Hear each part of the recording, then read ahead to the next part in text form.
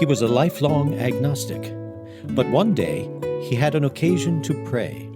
To his vast surprise, God answered in words. Hello, and welcome to God and Autobiography, the podcast. I'm Scott Langdon, and today in episode 217, we re-examine episode 24. God shares the story of Abraham and its true significance. Next week on the show, Jerry welcomes back Dr. Abigail Rosenthal, author of the new book, Confessions of a Young Philosopher, as his guest for our latest Life Wisdom Project episode. The two discuss this very difficult story of God and Abraham and what God asks Abraham to do. Do you have any thoughts on the Abraham and Isaac story?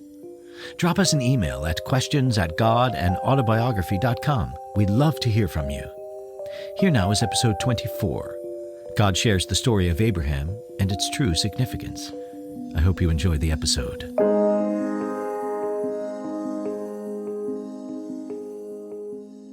Episode 24. Lord, what was it about Abraham that made him available to hear you, to know it was you?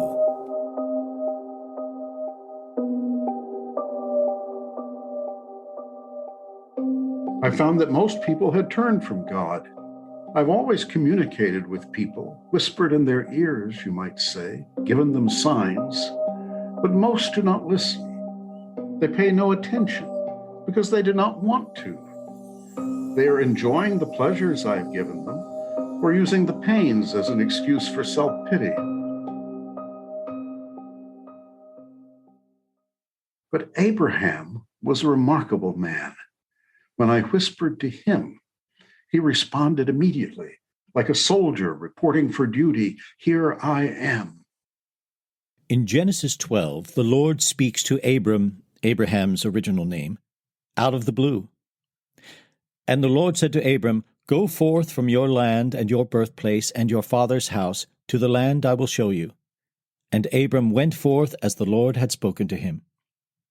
No questions asked. The most famous story occurs years later. The Lord gave the aged couple a son. And it happened after these things that God tested Abraham. And he said to him, "Abraham." And he said, "Here I am." And he said, "Take, pray, your son, your only one, whom you love, Isaac, and go forth to the land of Moriah, and offer him up as a burnt offering on one of the mountains which I shall say to you." And Abraham rose early in the morning, and saddled his donkey, and took his 2 lads with him, and Isaac his son. And he split wood for the offering, and rose, and went to the place that God had said to him. They arrive at the place, and set up the altar, and Isaac is placed on it.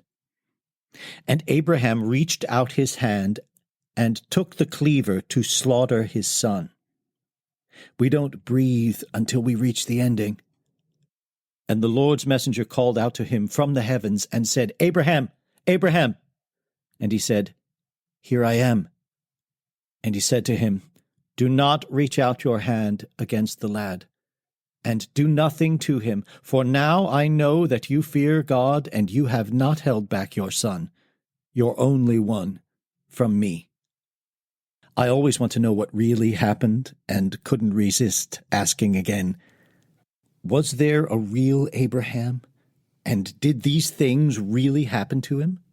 The story is true to my experience with mankind, and there was, in a sense, a first person who heard my voice in a particular way. What particular way? The absolute authority I hold. He heard it, did not question it, and acted on it promptly. The lesson is obedience to God? Yes, that is the obvious lesson, and it is the correct lesson. It must have been an important step in humanity's relation to you. Was it also an important step for you? Let's pause for a moment over the first part of that. Why it was an important step for people? Every human response to me had understood that my voice had special standing. Hence the early division into the sacred and the profane. The Near Eastern empires had articulated this explicitly as the capstone of an imperial order. But my commands are more than sacred and more than those of a king. They are absolute One almost wants to say absolutely absolute. Not absolute in this or that context or up to a certain point, the way you have to follow a court order unless it is overturned by a higher court. Even Supreme Court decisions and king's orders can be questioned and criticized. That is within human competence to do. Not with my commands. They are beyond human understanding. Not because they are in principle ineffable or bizarre, as if I had some really bizarre reasons, but because the structure of the world and of the spiritual development of the world requires absolute obedience, total yielding. Total yielding? Isn't that extreme, Lord? You see it as a matter of principle.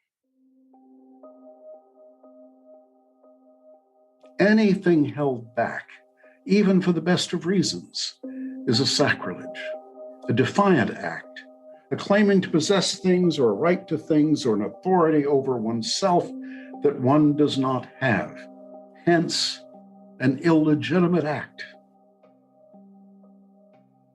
You are not only in respect me, you are mine. And that is not because I am some petty or vast tyrant, but because yielding what is mine is essential to the spiritual development of the universe and of you and me.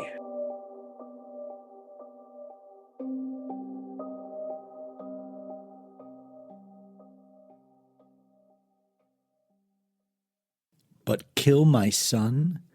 If you told me to do that, I would not believe it was your voice. Don't get hung up on the details. Of course, I would not command such a thing. But only the extreme example is sufficient to drive home the point of obedience and of divine dominion being total. That does not mean you should believe every voice you hear or do whatever some would-be prophet tells you to do. But you gave Abraham an extraordinary command, and he obeyed immediately. That is right, and that is the correct standard of obedience. The Abraham who, without a murmur, takes his son to the mountain to be slain reacts very differently when, in Genesis 18, God is determined to destroy the wicked city of Sodom. Over his own son he does not argue, but over strangers in Sodom he will not be silent. Will you really wipe out the innocent with the guilty? Perhaps there may be 50 innocent within the city. Will you really wipe out the place and not spare it for the sake of the 50 innocent within it? Far be it from you to do such a thing, to put to death the innocent with the guilty. Far be it from you. Will not the judge of all the earth do justice? Abraham accuses God of not living up to his job description, and God gives in. Should I find in Sodom 50 innocent within the city, I will forgive the whole place for their sake. Abraham argues with him down to 10, and God concedes, I will not destroy for the sake of the 10. God actually seemed to be learning how to be a better divine judge. Lord, Job also argues with you. Prophets object to their assignments and lamentations, laments. Do they teach God? Not teach exactly, but I learn from the interaction. This kind of talk was making me very edgy. At stake is whether God is really God, the God we have placed on a pedestal, or is he something less than that? Perhaps much less. Lord, it sounds as if you were unfinished, imperfect, and perhaps inconsistent. Yes. So you are developing, discovering yourself, and becoming fuller? Yes. I suppose all this was already implicit in the idea of a developing God, but something that you can accept in the abstract is much harder when you get down to cases. Was God turning out to be profoundly disappointing? Or was I missing something?